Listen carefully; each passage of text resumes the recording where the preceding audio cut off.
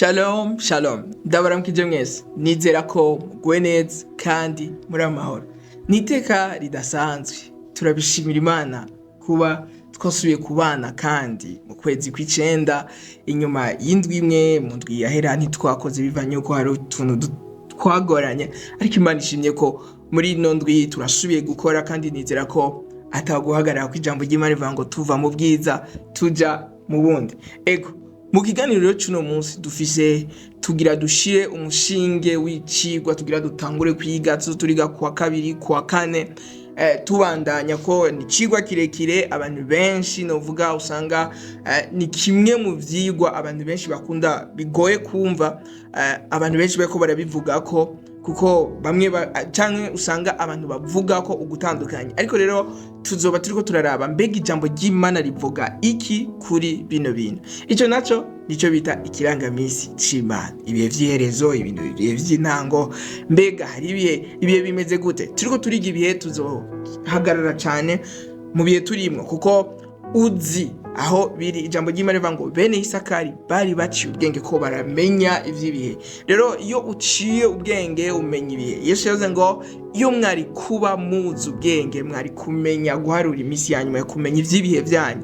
Rero niyo muri kino kiganiro tugira dutangure kino cigwa tuzoyagakira bita God's agenda, ikirangamisi c'Imana, agenda y'Imana ni igikivuga, mbega Imana irafise agenda, mbega Imana irafise ivyo yateguye canke bizovana, kuko hari n'ibintu urabona, hari ibintu bavuga ati imigambi y'Imana isanzwe izwi, hari n'ibindi bintu ushaka, hari nk'ibintu abantu badefinisa akabata oya ngo urumva ngo bizomera uku bizovana, ariko mbega ni igiki ijambo ry'Imana rivuga.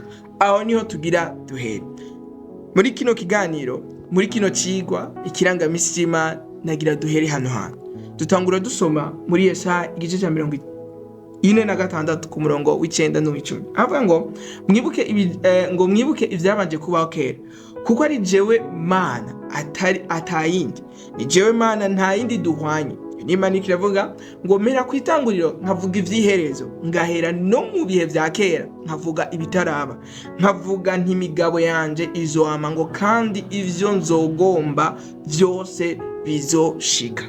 Bene data, aha niyo tugira duhere. Nababwiye tugira tuyage ikintu bita ikirangamisi c'Imana.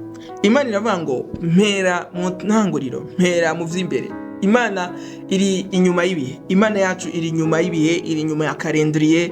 Novuga ati ni Imana itari influence n'ibihe. Imana ntiri muri 2025, Imana ntiri iri muri passé, iri muri présent kandi iri no muri kazoza, iri muri kahise kubu ndetse na kazoza, hose iri.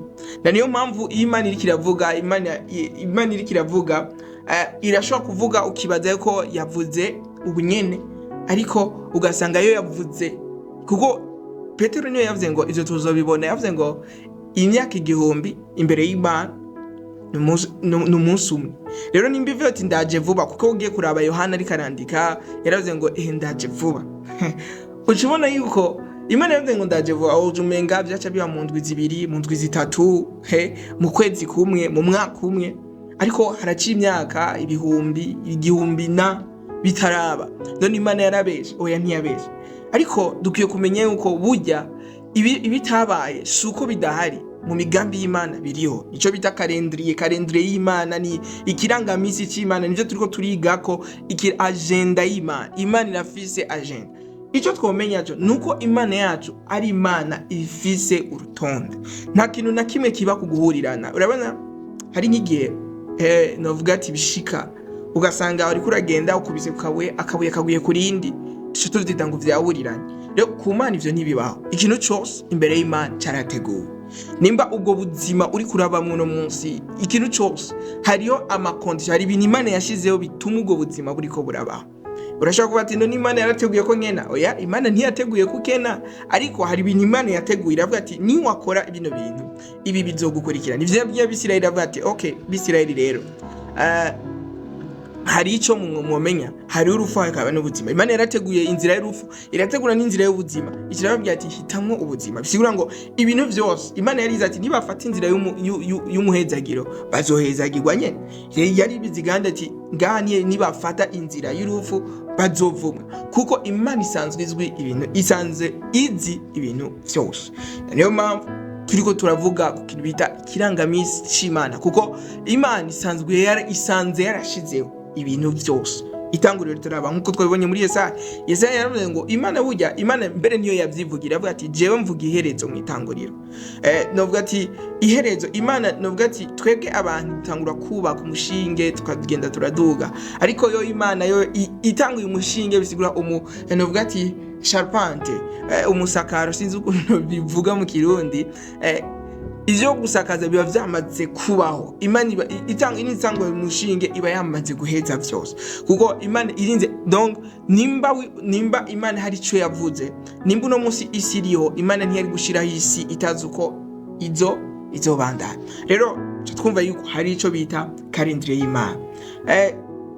Mu bintu Imana yose byose ikora, Imana ntiyadukiza. Ugiye kuraba rero mu buzima Kristo yamaze ngaha kuri inosi, hari ikintu kidasanzwe. Ugiye kuraba Yesu imyaka yamaze kuri inosi, novuga ati imyaka ya ministere, Bibiliya yashoboye kwandika ijya myaka 3, batwereka ahantu habiri Yesu arira. Hamwe hari kumva ya Lazaro, ahandi naho hari igihe yinjira i Yerusalemu yararize, aravuga ngo ewe Yerusalemu, ngo iyo wamenya ibihe vyawe byo kugendererwa, kumenya ibihe byo kugendererwa. Yerusalemu igihe Yesu nubwo ati Yesu igihe yinjira muri Yerusalemu, ikintu cyamubabaje avuze yewe Yerusalemu, iyo wamenya ibihe byo kugendererwa vyawe. Ko Yerusalemu Yesu yaraje, Yerusalemu ntiyigeze imenya igihe cyo kugendererwa. Aha rero niho tubizohagarara cyane, kumenya ibihe, kumenya icyo Imana yageze. Mbega iki gihe turimwo tumenye ati muri calendrier y'Imana duhagaze. Urashobora kumenya ati urabona abanyeshuri, je ndavyibuka nubwo ati tuba tubizi, abanyeshuri benshi ukunda gusanga aho ati okay ama examen ntaragereza, indwi ya mbere ni ya kabiri, suko abigisha badatonda, baratonda mbere wanashima bakigisha, ariko abanyeshuri usanga ata pressure bafise. Ariko igice kigira gihere bakubwira ati hari ama interrogation menshi, hari ama examen yimirije, abanyeshuri barashobora kudetecta bakavuga ati hari aho bigeze, shaka kumenya ati ibibazo bigeze ngaha, cyatangura kwiga. Ugasanga umunyeshuri yatahura yiga atangiye kuba seriye. Uturabe abanyeshuri n'abanyeshuri batiga hageze mu gihe ca konkuru nationale, uzubona umunyeshuri atahora yiga atangiye kuryama saa 9 kiwe. None utangiye kuryama saa 9 kubera iki? Impamvu nuko aba yamenye igihe aho kiri, aba yamenye ati burya rero igihe kigeze ngaha. Nimba igihe kigeze ngaha ku munyeshuri acha ategerezwa kwiga. Mbega ku mukristo natwe dukwiye kumenya ibihe. Kumenya ibihe ni ikintu kidasanzwe, kuko Yesu arizwa n'abi Yerusalemu, aramati abantu b'Yerusalemu ntibigeze bamenya igihe cyabo cyo kugendererwa. Natwe nk'abana b'Imana turakwiye kumenya bino bihe. Paulo yaravuze ngo uwo munsi uzoba nk'igisuma, ariko aravuga ibintu by'ibihe. Aravuga ati hari umunsi uzoza kubisi uzomera nk'igisuma, ngo ariko mwebwe uwo munsi murahuze. Ngo ivy'uwo munsi ntibirindwa kwandika, kuko mwe musanzwe mubizi. Bisigura ngo abana b'Imana twari muri position yo kutaba, ndavuga ati Yesu ntazotwubira nk'igisuma, ariko muri bino bihe twe dusanzwe dufise ikirangamisi c'Imana. Mbega tuba tuzi ati okay iki cyarabaye, iki ko cabaye n'icyayi gikurikira niki. Kuko ugiye kuraba, ugiye gusoma muri Matayo 24 Yesu yareka ababwira ishengero, aribwira ngo nimwabona ikizira cy'ubuyobe cinji ahera cyane, ngo umuntu azoba ari hejuru y'igisagara, yururuke atera soka, ntazoje kubaza ngo ibiri mu nzu, ntazoje kubaza ngo bimeze gute, azotera agenda. Yesu yeka arababwira ivy'ibihe, reka babwira ati burya rero hari ikirangamisi. Muri iki kirangamisi kizokwereka ko hageze. Ntiyababwiye ngo bizoba muri 2000, ntiyababwiye ngo bizoba muri uyu mwaka, oya yababwiye gusigiye. Yababwiye ati iki ni mwakibona, ati uzoba ari hejuru kunza aze yururuka atera sohoka, uzoba ari muntu naze yibuke ngo kuja kuraba ngo ivyo asize mu nzu, oya ni wabona. Yababwiye ati nimwabona ikizira cy'ubuyobe cinjiye mu rushenge muze mutere musohoka. Kubera iki yabibabwiye? Yarabibabwiye, ariko hari abantu babise iryo jambo ugiye kuraba mu mwaka wa 70 Yesu amaze mu myaka ya za 70 Yesu amaze kuva ku isi ko yapfuye muri za 32 uko amaze kuva ku isi harabaye novuga ati nk'akaguma Abisirayeli bashaka kwikura k'abaromani hama abantu ze ingabo zirongowe n'umuntu yitwa Titisi barinjira mu gisagara bari bafise amadarapo ariko ibimana nyene novuga ati bijya bishushanyo by'abaromani bakoresha mu gusenga bamera binjiye mu rushengero. Abisirayeli bari babizi kuko Abisirayeli bari babizi ati hari ibintu bitinjira mu ngoro y'Imana rero kwinjizanya idarapo idarapo ricafye ko ibintu bisembora izindi mana ukavyinjiza mu rushengero hari abashoboye kuvuga ati ahantu hariho quelque chose hari ikintu nova kiri suspect bamwe bace barasohoka ntibapfuye ariko uwo mwaka abantu batamenye iryo banga barahapfiriye mugabo abantu bari bazi iryo jambo Yesu yari yavuze ati okay mukazobona cyakizira cy'ubuyobe kirinjiye mu ishengero muzo mutere musohoka hari ababibonye babati iki ni kizira cy'ubuyobe bapfuye kubibona gusa bace basohoka abo bantu nibo bakize abandi barahapfiriye kuko harabaye agatikizo gakomeye mu Bisirayeli ico gihe kubera ko hari abantu batamenye iki jambo ry'Imana rivuga hariyo calendrier y'Imana rero agenda y'Imana ivuga iki agenda y'Imana irafise ivyo ivuga ikirangamisi c'Imana kirafise ivyo kivuga natwe nk'abana b'Imana turi muri 2025 mbega Imana ivuga iki ni iki Imana iri kiravuga ni iki Imana novuga ati itubwira muri bino bihe niyo mpamvu kino cigwa citwa ikirangamisi c'Imana iki ni kiganiro ca mbere hazoba partie 2 partie 3 partie kugeza aho tuzoyaga kugeza aho Imana izoshaka ko tugera na cyane cyane nk'abana b'Imana hari ibintu dukwiye kumenya bituvugwako nk'abana b'Imana hari ibintu tubonye ku isi abana ubonye ku isi urashobora kubona ati okay basinya amasezerano ya nana mbega aya masezerano ni iki jambo ry'Imana ryo bari bivuga kuko ego hari ahantu usanga tutabizi tutigeze dusoma rimwe na rimwe hari ibintu bimwe bintwitiranya muri Bibiliya tuzogenda turaraba na cyane cyane kuri bino bintu vy'iherezo mu gitabo cy'ivyahishuriwe ni giki bivuga Daniel yavugishijwe iki bahosi hari ico bavuze ivyo byose tuzogenda turabiraba na cyane cyane muri bino bihe novuga ati tuzogenda turayiyaga ko cyane cyane ku kirangamisi c'Imana ndabibutse ko ikirangamisi c'Imana ntigitangurana n'ibihe vy'iherezo oya ikirangamisi c'Imana gitangurira mu itanguriro ugiye no kuraba umunsi Adamu na Eva bacumura Imana ntiyacipanika Imana ntiyacipanika ngo urumva ngo none ko bibaye uku tuzobigira gute oya Imana yacibwira Adamu bigiye gukurikira ati Adamu da prince yafashe bizogenda uko ariko Imana yacivuga ubwo nyene ikirangamisi umugambi ifise nabati mu nda y'umugore hari uruvyaro rw'umugore ruzoza ruzokandagira inzoka ngo kandi ni inzoka hari uruvyaro rwayo ruzoikomora ku gatsinsi Imana yari yajeje kuvuga umugambi w'Imana yari yajeje kuvuga ikirangamisi iyo sezerano ryarabaye Yesu yaraje Yesu ashimwe Yesu yaraje rero ikirangamisi c'Imana hari ibihe byabanjirije kuza kwa Yesu hari n'ibindi bihe mu kirangamisi c'Imana arivyo tuzohagarara ko cyane kuko nivyo turimwo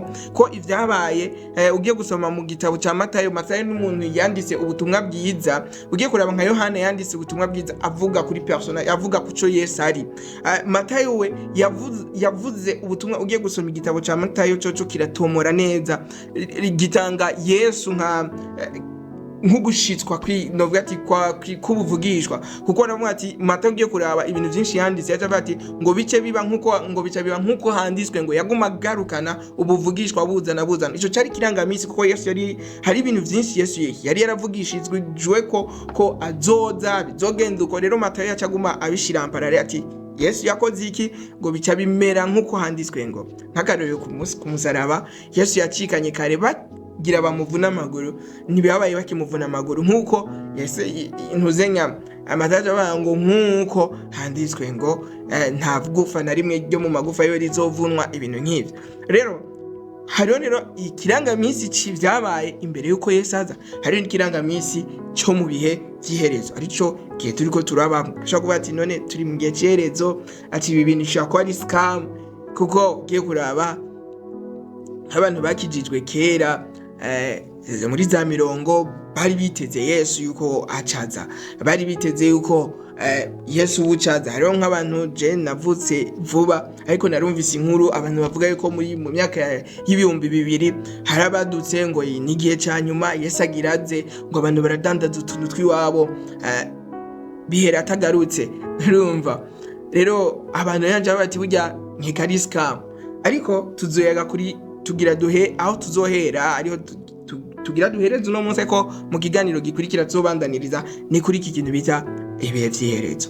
Mbega ibihe vy'iherezo n'ivyahe bitangura ryari? Kuko urashobora kuba okay hari ivyavugishijwe kuko tuzoyaga novuga ati kubuvugishwa bw'ibihe vy'iherezo.